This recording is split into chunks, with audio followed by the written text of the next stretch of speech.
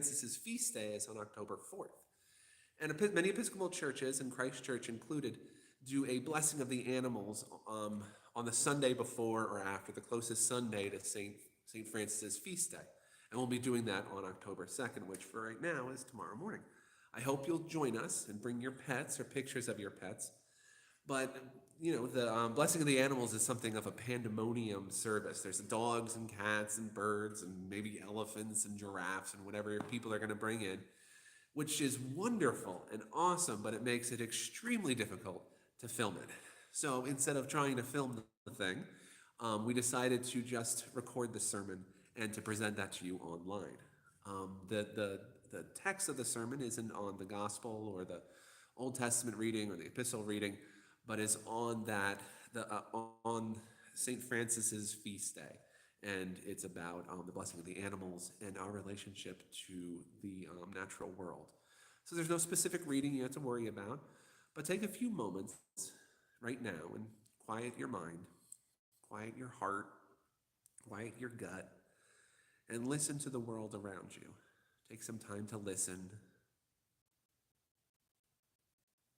Hear the sounds that are going on around you, whether they are sounds of nature, of birds or cicadas or crickets, or if they're sounds of cars. Whatever those sounds are, accept those sounds. Let those sounds be. Maybe even spend some time listening to your own heartbeat.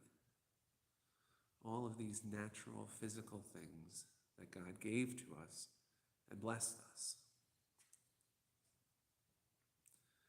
So we humans have a very special relationship with creation, the natural world. And part of it is that we are ourselves connected to the natural world. We affect nature, and nature affects us. We're part of that whole system. Sometimes, no matter how many times we try to scare all the spiders out from our house or other bugs or rodents, we are still part of the natural world. And this past Sunday, a week ago, some of the children's church groups, they studied the days of creation, when God separated darkness and light, when God made the sun and the moon, when God made the fishes of the sea and the creeping things that creep, and then humanity, and on the last day when God rested. And they did a beautiful little coloring job and whatnot on each of the days, and they hung it up downstairs. So if you come in, go and look at the bulletin board downstairs, and you can see their artwork.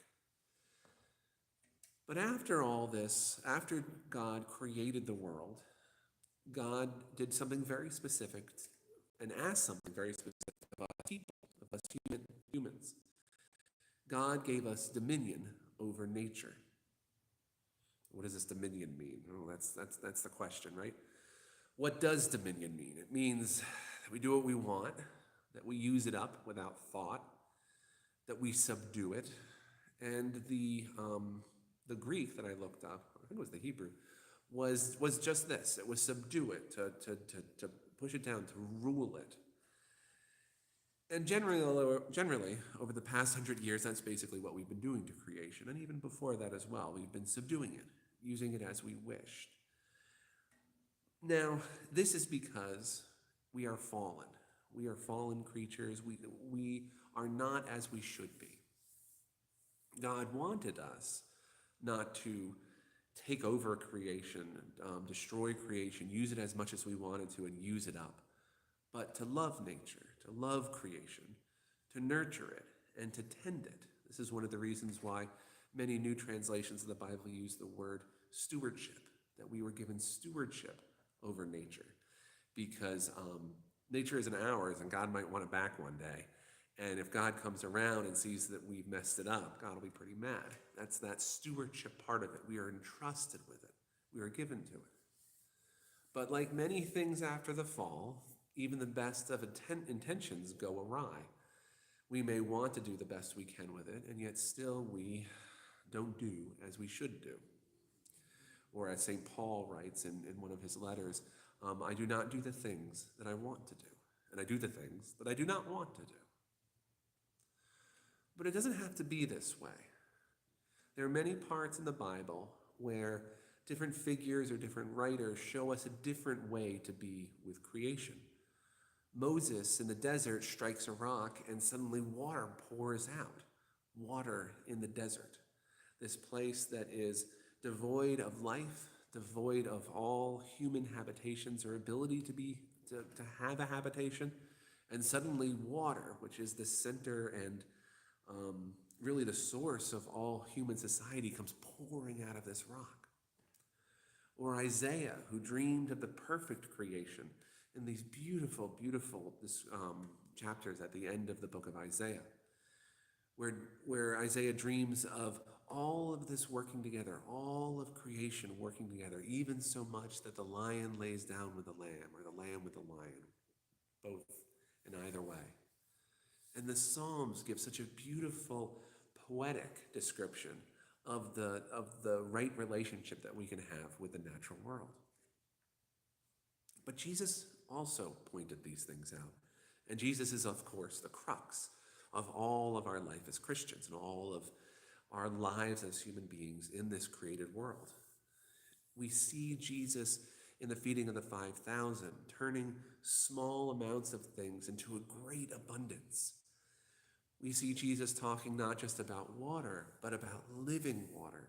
Water that gives not just, that doesn't just, cure your thirstiness so that you'll be thirsty later on, but that your thirst will be gone. Your thirst will be gone by this water because it will sate you completely and eternally. And this relationship between humanity and the natural world was made fully real in the resurrection when Jesus was raised from the dead, and the continued celebration of that resurrection in the Eucharist and in the other sacraments, from baptism to the anointing of the body to confirmation. All of these sacraments celebrate the relationship, the new relationship that we were given between us and creation through the resurrection of Jesus Christ from the dead. Now, we humans are humans. We're not angels, we're not gods, we're not God, and we can't prevent natural disasters. But we can make sure that fewer of them happen. And we can also live with differently towards the natural world, because although we are still fallen, we are given new life in Jesus Christ. So what does all this have to do with the blessing of the animals and St. Francis's feast day? Well, what we do at the blessing of the animals is that we bless our animals, our pets, our cats, our dogs, our birds. Some people brought in plants last year, and some people brought in stuffed animals. And we bless these wonderful, are the representations of, for the pictures and the stuffed animals, or the animals themselves. And what does blessing do? Well, when someone sneezes, we say, bless you, or God bless you.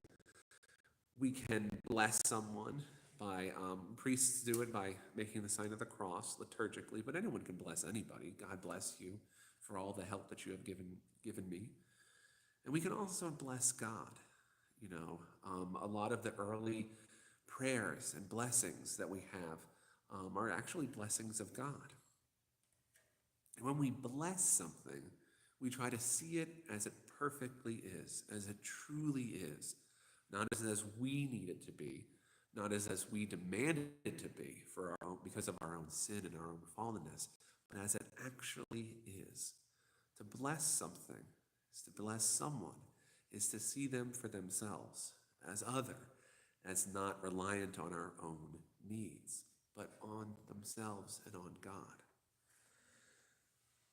So, St. Francis's feast day and the blessing of the animals is kind of a little microcosm, a little example, an image of what we can do. What if we loved the natural world as much as we love our pets? Some of us who are gardeners can understand that and can really teach us a lot about what it means to bless the natural world as much as we bless our pets. Waking up early in the morning to take dogs out for walks, cleaning out kitty litter boxes and stuff like that. Weeding is a part of that blessing of creation to help things grow, to spread fertilizer down. What if we blessed all creation in this same way?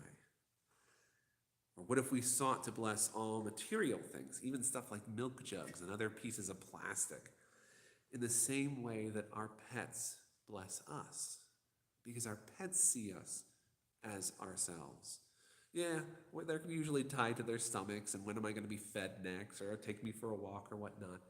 But those times all pet owners know when pets bless us, when they see us for ourselves, when they are there with us in our emotions, whether they're joyful emotions or sorrowful emotions.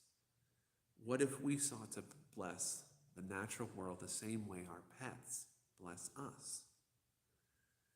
Living a life of blessing, living a full life of blessing is open to us through through the life, death, and resurrection of Jesus Christ. This type of life is open and available to us at every moment of the day. Because the Christian life is living a life of blessing. It's living a life of blessing others and of being blessed by others, which sometimes can be the hardest part of that. So I want to ask you this week, just one time, look at something in your life and try to truly and deeply bless it. Try to see it as it is.